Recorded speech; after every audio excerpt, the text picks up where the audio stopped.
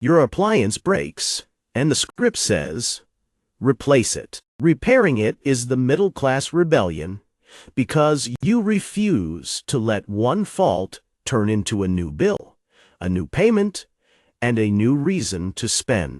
This isn't thrift for its own sake, and isn't nostalgia for some lost age of fix-it skills. It's financial autonomy. You need a calm way to tell when repair makes sense, when replacement does, and when status pressure has dressed itself up as a household need. The machine broke. The system sees a sales lead. Most replacement culture runs on speed. Something stops working. You feel the hassle, and the fastest way to end that feeling seems to be buying a new one. You aren't asked to find the fault. You're pushed to remove the problem from sight. That pressure trains learned helplessness. A machine has one bad part, but you start to see the whole machine as a mystery box with no right to remain in your home. You hand the decision to a sales page because it feels less tiring than asking a few plain questions. That's useful for the seller. It isn't always useful for you. Think about what that actually means. A worn seal, blocked filter, loose wire, or failed switch can stop an appliance from doing its job, while most of the appliance still works exactly as it should. Yet failure gets framed as a full life sentence. Replace the whole thing. Start fresh. Feel good. The new appliance doesn't pause and ask whether the old one needed one cheap part. It has a job to do, and that job is to appear in your cart before frustration cools down. Then lifestyle creep slips through the side door. It rarely arrives as one huge, reckless choice. It comes as a slightly nicer replacement, a new finish that fits the room, a delivery fee, a haul-away fee, and a payment plan that turns a broken machine into another fixed cost. Each part sounds small on its own. Together, they narrow the gap between what you earn and what you need to spend. And that gap is where your freedom lives. You may tell yourself you bought function, but the market knows how to add status signaling without ever using the word status. The new appliance looks cleaner. It matches the rest of the room.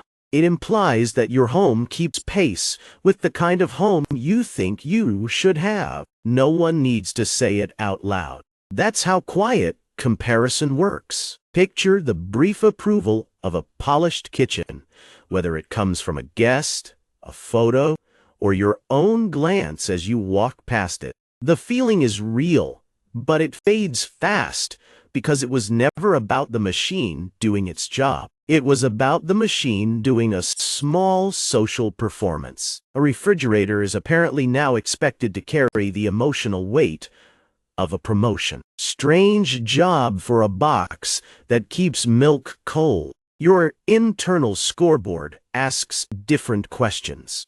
Does it work? Can it be repaired? How much service life can you keep? How much cash remains under your control if you fix the fault instead of replacing the whole unit? That isn't deprivation. It's quiet wealth. Quiet wealth means you don't need every item in your home to report on your rank. You can own a machine that looks ordinary and still know it earns its place because it works, because you chose it, and because your budget didn't bend to someone else's idea of progress. Repair also changes your role in the decision. You stop acting like a passive end user and start acting like an owner. You learn what failed, ask what the repair would involve, and decide what happens next with more facts and less annoyance. You don't need to become a repair expert for that shift to matter. You only need to refuse the idea that inconvenience gets the final vote. Cost matters, but the deeper gain starts after you choose repair. Start with the job the appliance no longer does. Not, it's broken. Name the fault as plainly as you can. It won't drain. It won't heat, it leaks, it makes a new sound, or it shuts off too soon. That small shift stops the panic buying cycle because you're no longer trying to solve the vague problem of owning an old appliance. You're trying to solve one clear fault. Before you search for a new model, check the dull stuff. Is it plugged in? Did a setting change? Does a filter need cleaning? Is a hose bent, a seal worn, a drain blocked, or a connection loose? None of this feels glamorous. That's partly why it works. A lot of household failures begin with something simple that has been ignored, not some grand mechanical collapse. The machine needs care, not a replacement ceremony. Next, find the model number. It's usually on a label somewhere inconvenient, because appliance makers apparently believe knees and flashlight batteries have unlimited life. Write it down, then find the manual, a parts diagram, and repair guidance from a source that shows the actual steps. You're looking for 3 things. What part could cause this fault, whether that part still exists, and how hard the repair truly is. Don't confuse watching a repair video with being ready to do the repair. Guidance helps you judge the work. It doesn't turn every job into a weekend project. Then compare the whole decision, not just the first price you see. Put the repair, quote, beside the cost of a replacement. Then ask how much useful life the repair is likely to preserve, and what replacing the unit will add in delivery, setup, removal, and lost time. A cheap new appliance can turn expensive once the rest of the bill arrives. A repair can look costly until you compare it to all the spending that comes after a replacement. And be clear about your limits. Cleaning a filter, fitting a seal, or tightening an easy-to-reach part can sit well within basic home care if you know how to do it safely. Gas lines, high-voltage parts, and sealed cooling systems belong with a trained repair pro. That isn't fear.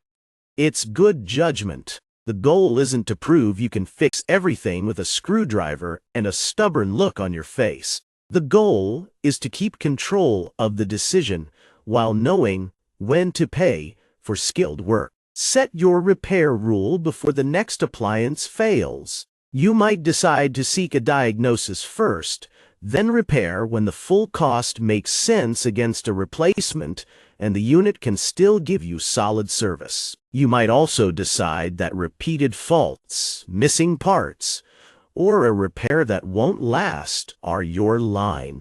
Your exact rule will depend on your home and budget. What matters is that you make it while calm, not while standing in a wet laundry room at 9 at night. That rule buys back your time because it removes the mental churn. You don't need to start from zero each time something stops working. You check the fault, get the facts, apply the rule, and act. D. For the next appliance you buy, use BIFEL thinking. BIFEL means buy it for life, or at least buy with a long service life in mind. Look for clear access to parts, repair guides, and a design a repair pro can work on without taking half the machine apart. You aren't buying an object alone.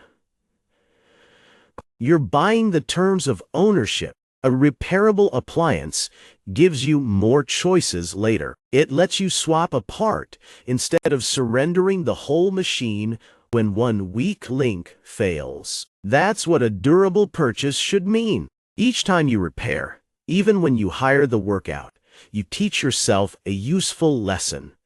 Inconvenience doesn't get to run your budget. You can pause, inspect, and choose. You don't need to keep every appliance forever. You need to replace it from strength, not frustration.